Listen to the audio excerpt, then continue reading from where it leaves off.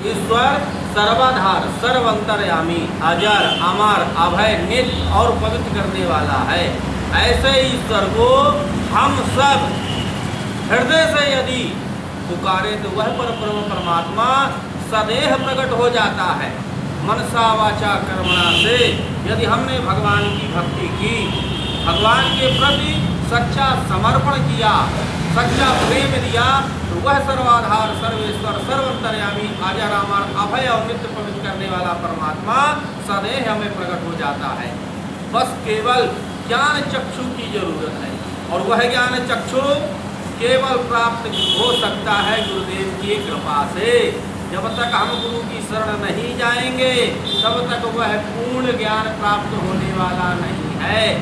जब हम गुरुदेव की शरण चले जाते हैं तब हमें वह तत्व ज्ञान हो जाता है। एक छोटा सा दृष्टांत बताऊं। एक व्यक्ति गुरु की बड़ी सेवा किया करता था, बहुत सेवा किया, कई वर्ष हो गए। एक दिन विचार करता है कि गुरुदेव हमें कोई ऐसा उपाय बता दीजिए जिसको करके हम मनुष्य देह को प्राप्त करते हुए परमात्म गति को भी प्राप्त कर लें। गुरुदेव ने कहा देखो हरि नाम संकीर्तन किया करो, राम राम कहा करो।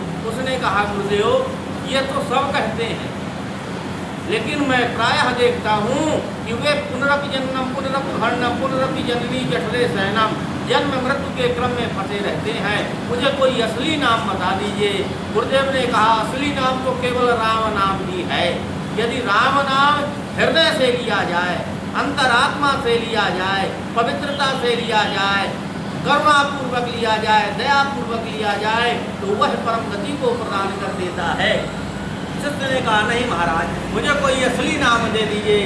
तब शिष्य की बात को सुनकर गुरुदेव ने कहा कि एक झोली निकाली और झोली से एक अमोघ मणि दे दी गई, लो और इसे ले जाओ, मार्केट में जाना, बेचना नहीं, इसका मूल बस करना। उसने उठाया, इधर उधर देखा, कहा ये कौन सा चकमक पत्थर दे दिया। गुरुदेव आप मुझे असली नाम बताइए। गुरुदेव ने कहा पहले आप जाओ और इसका मूल्य करके आओ। वह शिष्य पहुँचता है, पहले गया, एक छोटी सी सब्जी की दुकान थी, रखा वहाँ, देवी इसका क्या मूल्य है। उसने उठाया, देखा कि 1 किलो का बाट है, मेरा 1 किलो का बाट हिरा गया, मैं इसको तौखरी के रूप में बाट के रूप में रख लेती हूँ। वह तुरंत जो है उसे 10 रुपये देने के लिए कहा। उसने उठाया और आगे गया, किराने की दुकान में गया, वहाँ रखा, कहा इसका क्या मूल्य है।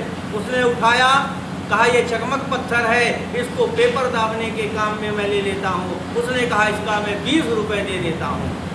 उसने उठाया, फिर तीसरे दुकान गया, बड़ी बड़ी दुकान थी, चकमक पत्थर जैसे रखा। उसने कहा ये भगवान की आकृति का पत्थर है, मेरे भगवान इसमें मैं रख देता हूँ, इन्हीं की पूजा करूँगा, भैया इसका 20 रुपये ले लो।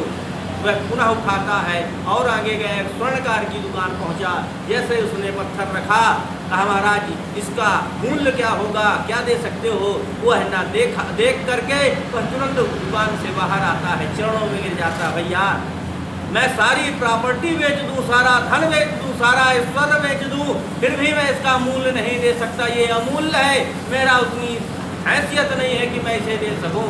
वह उठाया और चल देता है।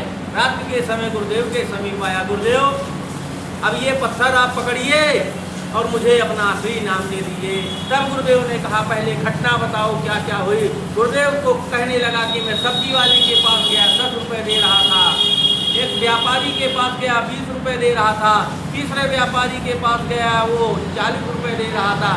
लेकिन महाराज मैं जब एक स्वर्णकार के पास पहुंचा, उसने कहा इसका कोई मूल्य नहीं, वो तो पैर पड़ने लगा, महाराज अब आगे ये रखिए और मुझे अपनी भगवान का हरि नाम संकीर्तन असली नाम बताइए।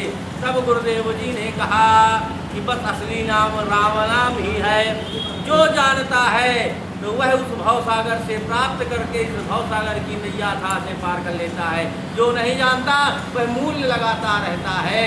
यह भगवान नाम संकीर्तन ऐसा है, यह जिसको जितने बार प्राप्त होता है उसे कभी कच्छप के रूप में, कभी वाराह के रूप में, कभी शूकर के रूप में, कभी नरसिंह के रूप में, कभी माता पिता के रूप में, कभी गुरु के रूप में वह नारायण प्राप्त होता है।